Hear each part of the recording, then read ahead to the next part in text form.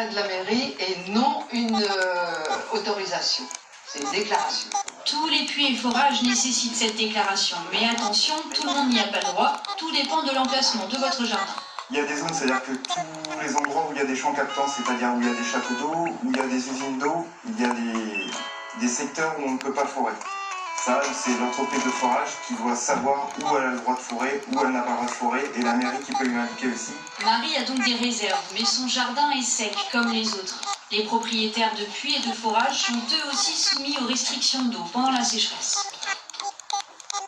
Alors que la Ligue 1 de football vient de redémarrer, on peut s'interroger aussi sur la quantité d'eau nécessaire à l'entretien de la pelouse des plus grands stades.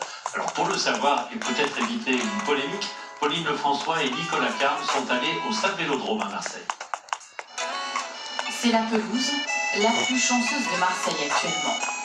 Arrosée tous les jours, malgré les restrictions liées à la sécheresse. Comme tous les autres terrains de football de la Ligue 1, le stade Vélodrome bénéficie d'une dérogation du ministère de la Transition écologique. On sait qu'il y a des enjeux de sécurité pour les joueurs et on a juste l'arrosage minimum pour avoir la bonne souplesse dans le sol et pour éviter les blessures. Il faut entre 25 000 et 30 000 litres d'eau pour arroser ce terrain de 800 mètres carrés chaque jour. Mais en cette période de forte chaleur, les responsables de la pelouse adaptent la mise en eau, qui a lieu le plus souvent la nuit, aux heures les moins chaudes. On met la dose qu'il faut exactement pour tenir la journée pour la pelouse tous les jours. Et si les températures baissent, on va arroser tous les 2 jours et réduire progressivement. Cette autorisation exceptionnelle d'arrosage, pour ne pas interrompre le championnat de France qui vient de reprendre, interroge les Marseillais. Pour les agriculteurs, c'est complètement injuste. Voilà.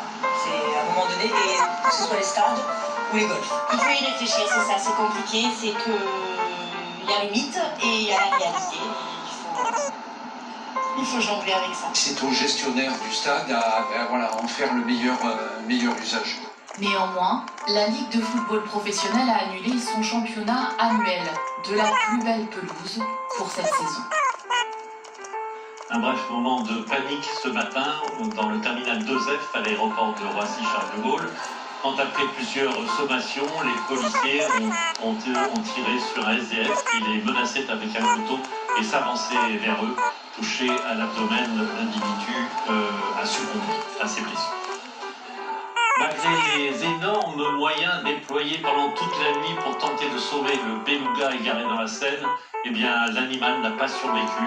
Il est mort avant d'arriver à Ouistreham où il devait retrouver les eaux plus fraîches de la Manche. Agathe Fourcade, Joseph Lacroix-Lamias et Xavier Teux. Le beluga a été transporté dans ce camion. Mais l'animal n'a pas survécu au trajet qui devait le ramener à la mer. C'est parce que son état s'est dégradé durant le voyage qu'on a décidé de céder à une euthanasie. Un dénouement malheureux pour les 200 personnes venues assister à son arrivée à Ouistreham ce matin. C'est triste, dommage. Et puis tous ces moyens qui ont été mis en œuvre pour rien, c'est vraiment triste, voilà. En effet, des moyens hors normes ont été déployés pour le sortir de l'écluse, où il était bloqué depuis vendredi dernier. Pompiers, vétérinaires, 24 plongeurs et 6 heures d'opération pour extraire le cétacé de l'eau. Il est 4 heures du matin, l'animal est en vie, mais très affaibli. Ce que je sais, c'est qu'on lui a déjà fait une perfusion pour l'hydrater, pour lui permettre de bien tenir le coup pendant les quelques heures où il va être hors de l'eau. Il y a 2 mois, c'était un orque qui était retrouvé dans la Seine. Pourquoi ces cétacés, habitués aux mers froides, se retrouvent dans le fleuve? Pollution sonore, changement des courants marins. Plusieurs hypothèses sont à l'étude. Allez, nous sommes quand même un peu aux vacances. Êtes-vous plutôt sable ou plutôt galet? Sur la plage de Villeneuve-Loubet, le choix est tout trouvé quand on sait qu'elle accueillait hier le championnat du monde des châteaux en galets, un concours unique au monde. Sonia Boujama et Didier Laborde ont assisté. Le geste est précis et la concentration de mise. Au début, on n'était pas satisfait de notre travail, mais en attendant, de plus en plus, ça commence à ressembler à quelque chose. Sur cette plage à Villeneuve-Loubet, 20 équipes espèrent remporter le 31e championnat du monde de châteaux de galets. Cette année, la créativité est au rendez-vous.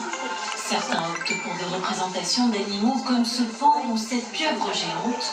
D'autres s'inspirent de l'actualité. C'est un château d'eau en forme de fusée et qui servira en cas de sécheresse, qui va décoller en fait pour... Avec de l'eau dedans. Voilà, pour distribuer de l'eau, voilà.